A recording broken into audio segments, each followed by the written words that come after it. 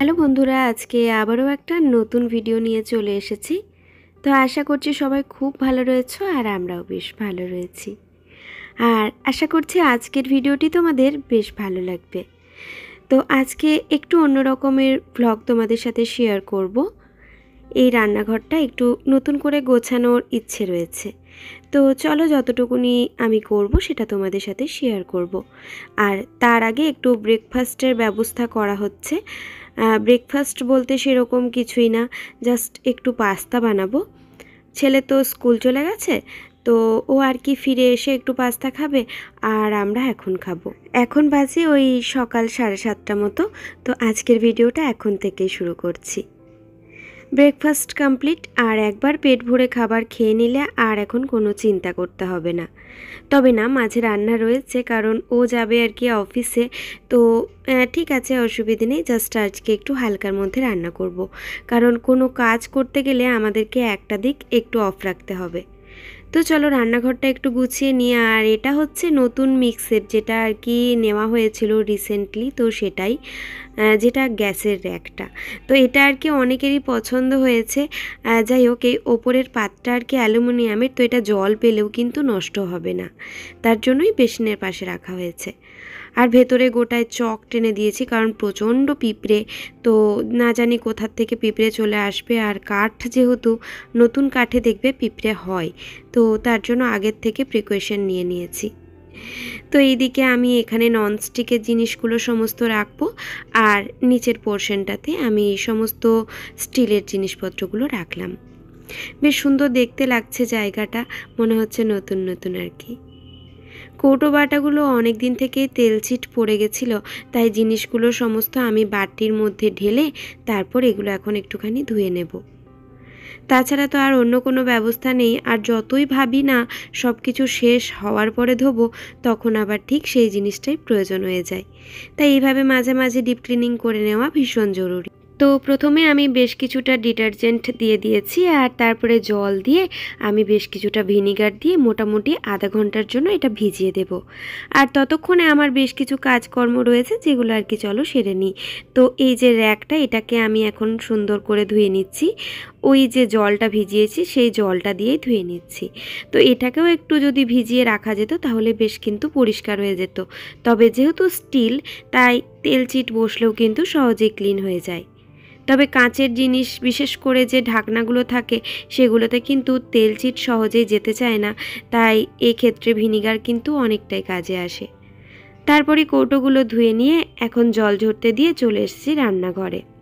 আর রান্নাঘরে এই যে সমস্ত ছুরি থাকে বা হাতা খুন্তি এগুলো থাকে, তো এগুলোকে এখন আমি ওই জলটার মধ্যেই ভিজিয়ে দিলাম। আর তারপর এই জায়গাটাকে ক্লিন করে নেব। যেহেতু গ্যাস ওভেনের সামনে, তাই এই জায়গাটায় কিন্তু প্রচুর তেল ছিট পড়ে যায়, মানে রান্নার তেল কিন্তু অনেকটাই আসে, তো তার জন্য এই জায়গাটা বেশ নোংরা হয়ে যায়। তাই এবারে একটু অন্য পদ্ধতি অবলম্বন করব ভেবেছি। আগে এই জায়গাটা সুন্দর করে ক্লিন করে নিই। আজকে একটা বড় বিপদের হাতের থেকে রক্ষা পেলাম বলতে পারো। আমার মাথার উপরে যে বোর্ডটা দেখতে পাচ্ছ, এই বোর্ডের প্লাগটা খুলে আমি বোর্ডটা ক্লিন করতে গেছিলাম। তো সুইচ অফ করে গেছিলাম, বাট বোর্ডের প্লাগটা আর কি ছেড়ে চলে আসে, তো তার জন্য একটা বড়সড় বিপদ হতে পারত।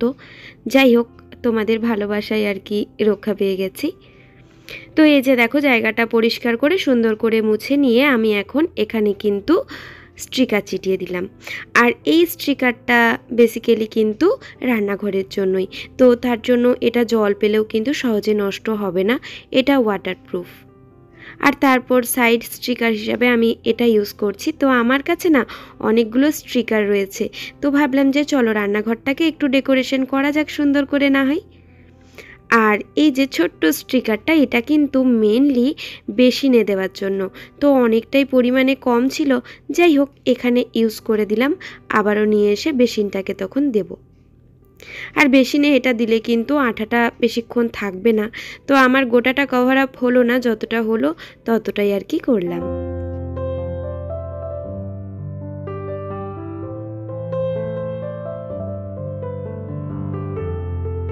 তো এরপরে কর্নার র্যাকের ওপরে যে কৌটোগুলো রয়েছে সেগুলো একটুখানি আমি জাস্ট মুছে নিচ্ছি, কারণ এগুলো সেরকমভাবে একটা নোংরা হয়নি। মাঝে মধ্যে এগুলো মুছে নেওয়া হয়, যখনই ইউজ করি তখন এগুলো একটুখানি আমি মুছে নিই। তো তাই খুব একটা ডাস্ট পড়েনি। আর আমার যে কাউন্টার টপটা রয়েছে এটার ওপর যখন ওভেনটা ছিল তখন কিন্তু এই জায়গাটা পুরো নোংরা হয়ে যেত। কাউন্টার টপটা চেঞ্জ করার পরে যেটা আর কি আমি করিয়েছি, তো সেই জায়গাটায় যখন থেকে ওভেনটা রাখি তখন থেকে কিন্তু এই জায়গাটা বলতে পারো অনেকটাই ক্লিন হয়ে গেছে। আর এই যে কর্নার র্যাকটা কিন্তু খোলা যায় না, তো তার জন্য এটাকে না আমি এইভাবেই মুছে দিই। মোটামুটি সপ্তাহে একবার হলেও আমি এই জায়গাটা ক্লিন করে নিই, তাই এই কর্নার র্যাকটা সেরকম একটা নোংরা হয় না। তো চলো এরপরে এই জায়গাটাও একটু গুছিয়ে নিই। আর এই জায়গায় আমার থাকে বিশেষ করে যে সমস্ত জিনিসগুলো আমার মোটামুটি প্রায়শই কাজে লাগে সেগুলো সামনে করে রাখি, আর যেগুলো মাঝে মধ্যে লাগে সেগুলো একটু ব্যাকে রাখি, এই আর কি। এরপরে দেখো কৌটোগুলো শুকিয়ে গেছে, আর এগুলোকে আমি একটা শুকনো সুতির কাপড় দিয়ে মুছিয়ে নিয়েছি। আর তারপরে এগুলোকে আমি আবার মশলাগুলো ঢেলে দিচ্ছি। তো যার জিনিস সেই জায়গায়, কারণ ঘর যেহেতু ছোট তাই একটু ভেবেচিন্তে আমাকে কাজগুলো সব কিছুই করতে হয়। আর বাড়িতে ছোট বাচ্চা, ঘর ছোট, তাই কাঁচের কৌটো এদিক ওদিক রাখা একদমই যাবে না, কারণ ভেঙে গেলে একদমই বিপদ। তাই এইগুলোকে আগে সরিয়ে দিতে হবে। তার জন্য এগুলো চলো গুছিয়ে এখন রেখে দিই। তো এই যে এই র্যাকটার ওপরে আমি এগুলো সুন্দর করে গুছিয়ে নিচ্ছি। তবে হ্যাঁ, এখানে একটা মিস্টেক হয়ে গেছে। আমি এখানে রেডি করে রেখেছিলাম পেপারটা, বাট সেটা এখানে দেওয়া হয়নি। যাই হোক, আমি পরে আবার সেটা অ্যাড করে নিয়েছি। আর এই পার্সেলটা বেশ কিছুদিন আগেই এসেছে। এটা একটা খুব সুন্দর জিনিস। তো ভাবছিলাম যেদিনে আর কি রান্নাঘর গোছাবো সেদিন এটা ওপেন করব। তার জন্য ওপেনও করিনি। তো এখানে দুটো জাস্ট র্যাক রয়েছে, এগুলোকে আমি নিয়েছি রান্নাঘরের পারপাসে ইউজ করার। বাট এটা কিন্তু ডাইনিং টেবিলের র্যাক হিসাবেও ভীষণভাবে কাজে আসবে।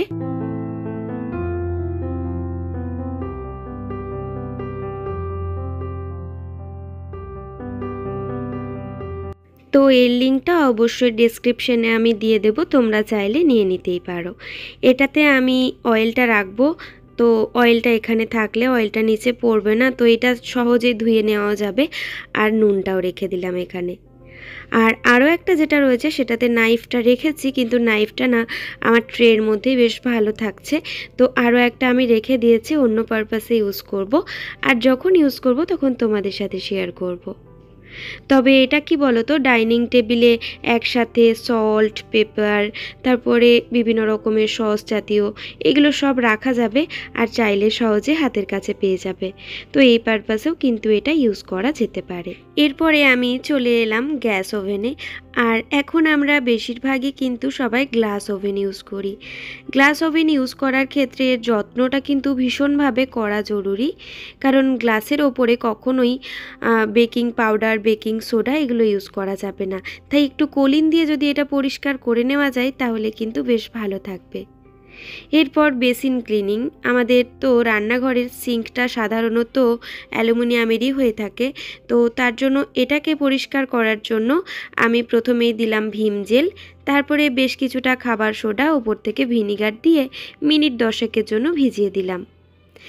এই সময়টাতে আমি এখন জানালাগুলো একটুখানি মুছে নেব, কারণ যেহেতু ওভেনের সামনেই আমার জানালা, তাই একটুতেই তেল আঠা পড়ে যায়। তার জন্য একটু এগুলো আমি সবসময় ক্লিন করে রাখার চেষ্টা করি। তো ভাবলাম যে যতক্ষণে বেসিনটা ভিজছে ততক্ষণে না হয় আমার এই কাজটাই হয়ে যাবে। আর অ্যাকোয়াগার্ডটা আমি একা পরিষ্কার করতে পারি না, তো ওটা আর কি পরিষ্কার করতে আমার হাজব্যান্ডের সাহায্য লাগে। তাই অ্যাকোয়াগার্ডের নিচের পোর্শনটা আমি সবসময় ক্লিন রাখারই চেষ্টা করি, কারণ প্রচণ্ড মাকড়সা কোয়ার্টারে। তার জন্য এইসবের হাত থেকে রক্ষা পেতে গেলে একটু তো পরিশ্রম করতেই হবে। এরপরে দেখো সিঙ্কটা সুন্দরভাবে মাজা গেল, আর জলে ধুয়ে দিলে কিন্তু একদম নতুনের মতো হয়ে যাবে।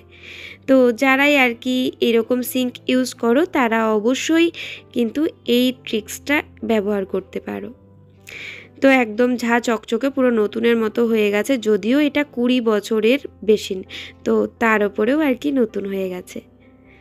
এরপরে এই যে আরও একটা জিনিস আমি অনলাইন থেকে পারচেস করেছি, এটা হচ্ছে সোপ ডিসপেন্সার।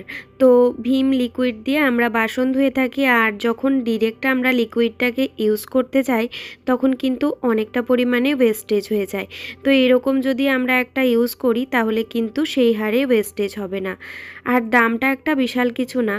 এর আগেও আমি একটা ইউজ করেছি, তবে সেটাতে কিন্তু প্রচণ্ড নোংরা থেকে যায়, আর এটাতে কিন্তু সেটার কোনো চান্স নেই, এটাতে নোংরা থাকবে না।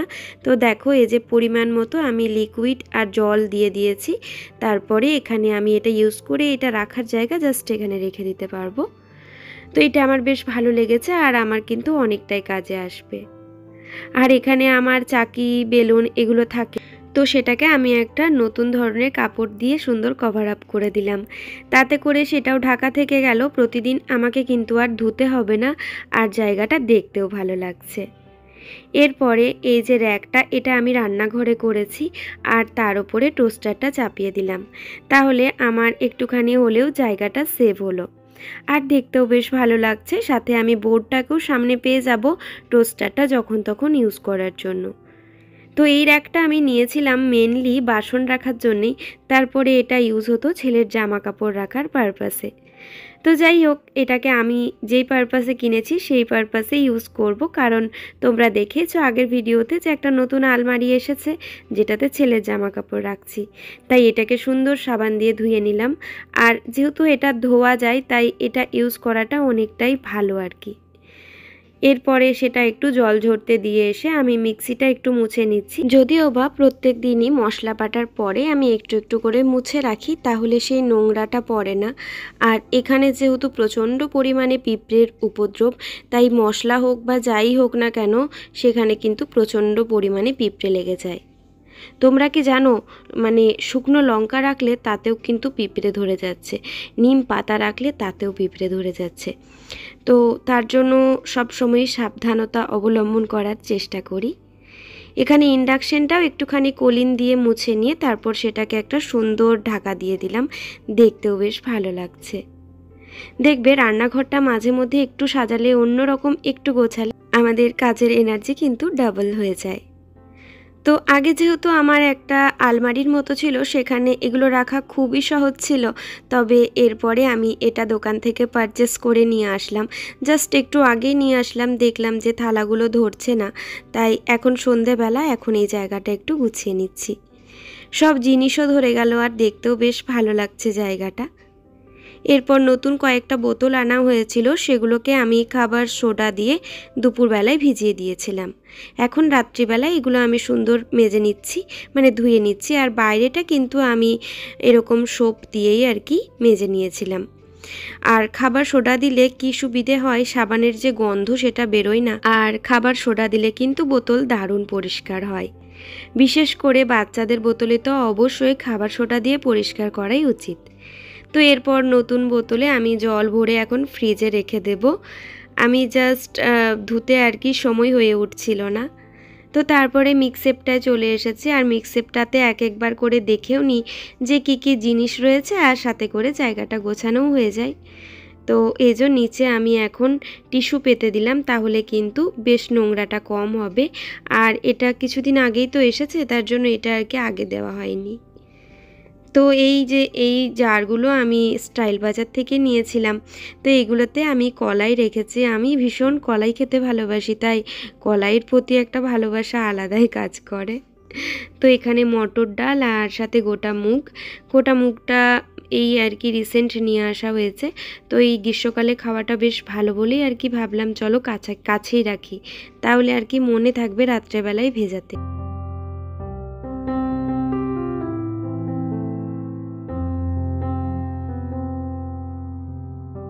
চিনির কৌটোটা একটু চেঞ্জ করলাম, আর চা পাতার সাথে হলুদ, একটুখানি তিল, পোস্ত, আমন্ড এগুলো আর কি জায়গায় জায়গায় রেখে দিলাম। তখন এই জিনিসগুলো রাখা হয়নি, এই কৌটোগুলো আর কি ধোয়া হয়নি। পরে আবার ধুয়ে আবার এগুলোকে সুন্দর করে পরিষ্কার করে নিয়েছি। আর কাঁচের জারের বৈশিষ্ট্য এটাই, একটু সুন্দর করে মেজে নিলেই সেগুলো কিন্তু আবারও নতুন হয়ে যায়। তাই যখন থেকে কাঁচ ইউজ করছি সব সময় কাঁচটাকেই প্রেফার করি ইউজ করার জন্য, কারণ এগুলো কিন্তু একবার কিনলে অনেক দিন যাবে। দামটা একটু বেশি ঠিকই কথা, কিন্তু ওয়ান টাইম ইনভেস্টমেন্ট, তো একবার ইনভেস্টমেন্ট করলে অনেক দিন পর্যন্ত ইউজ করা যাবে।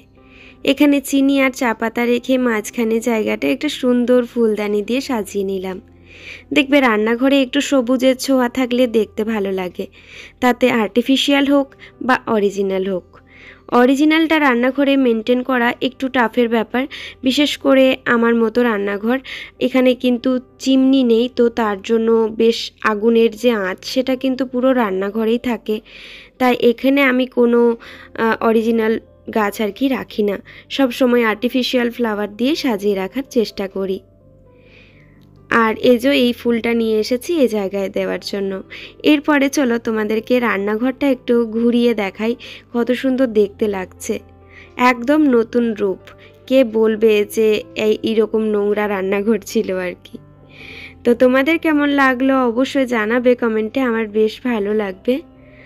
আর যেই দুটি জিনিস আমি এখানে ইউজ করেছি তার লিংক অবশ্যই আমি ডেসক্রিপশানে দিয়ে দেবো।